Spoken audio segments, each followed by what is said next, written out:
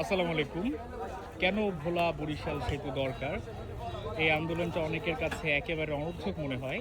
আমি ঠিক এই মুহূর্তে দাঁড়িয়ে আছি দ্বীপ জেলা ভোলার একদম সড়ক পথটা যেখান থেকে শুরু হয়েছে। আমার পেছনে রয়েছে, আমি যদি দেখাই, লঞ্চ দেখতে পাচ্ছেন, ইলিশা লঞ্চঘাট। সকাল এখন বাজে ৭টা। এখানে একটা অ্যাম্বুলেন্স এসেছে, ইমার্জেন্সি একজন রোগী। তাকে দেখেন নিয়ে যাওয়া যে কতটা কঠিন, এবং হয়তো বা সারা রাত অপেক্ষা করতে হয়েছে এই সকালে ৭:৩০ লঞ্চটা ধরার জন্য।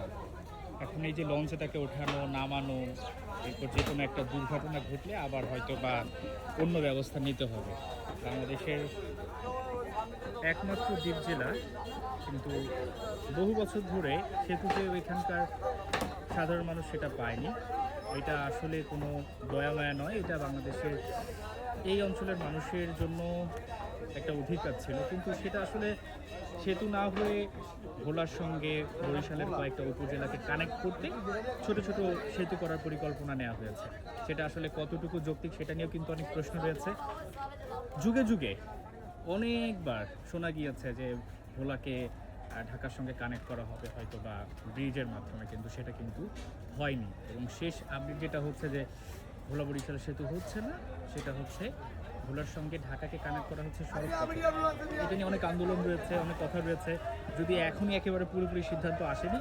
তবে এই চিত্রগুলো কিন্তু যারা এই ধরনের ডিসিশন নেবেন তাদের এখানে এসে দেখা উচিত যে এখানকার সাধারণ মানুষ কতটা অসহায় যখনই তারা একটা চিকিৎসা নিতে চায়। যদি ভোলার সঙ্গে সড়ক পথে ব্যবস্থা করাই হয়, সেটা হয়তো একটা ব্যাকআপ হতে পারে। তবে এখানে খুব দ্রুত একটা মেডিকেল কলেজ দরকার। এটা হয়ে গিয়েছে মানুষের একটা যে মৌলিক যে চাহিদাগুলো, তার মধ্যে অন্যতম। দেখেন কি একটা অবস্থা, একজন রোগী তিনি চিকিৎসা নিতে ঢাকায় যাচ্ছেন, কতটা কষ্ট করতে হচ্ছে তার পরিবারকে এবং কতটা দুশ্চিন্তায় থাকতে হবে। এর মধ্যে আবহাওয়া যদি ঠিকঠাক না থাকে তাহলে হয়তো বা লঞ্চই সেদিন থাকবে না। আর আপনি যে ফেরির মাধ্যমে যাবেন ট্রান্সপোর্ট, সেটাও কিন্তু বেশ সময় সাপেক্ষ। লঞ্চ হয়তো বা খুব সড়কপথের তুলনায় বেশ ফাস্ট, তবে ব্রিজটা হলে এই ধরনের সমস্যাগুলো অনেকটাই উঠে যেত। তাই শুধুমাত্র ভোলাকে ঢাকার সঙ্গে কানেক্ট করাটা সড়কের মাধ্যমে এটা একমাত্র সমাধান নয়। এখানে অবশ্যই একটা মেডিকেল কলেজ হতে হবে, এবং সেটা এমন জায়গায় হওয়া উচিত যাতে সব ধরনের সুযোগ সুবিধা থাকে, সবাই সে চিকিৎসা নিতে পারেন। ঢাকায় এইভাবে গিয়ে আবার সদরঘাট থেকে তাকে আবার একটা অ্যাম্বুলেন্স দিতে হবে, অর্থাৎ একজন রোগী কিন্তু এই অর্ধেক পথে আরও বেশি অসুস্থ হয়ে পড়বে।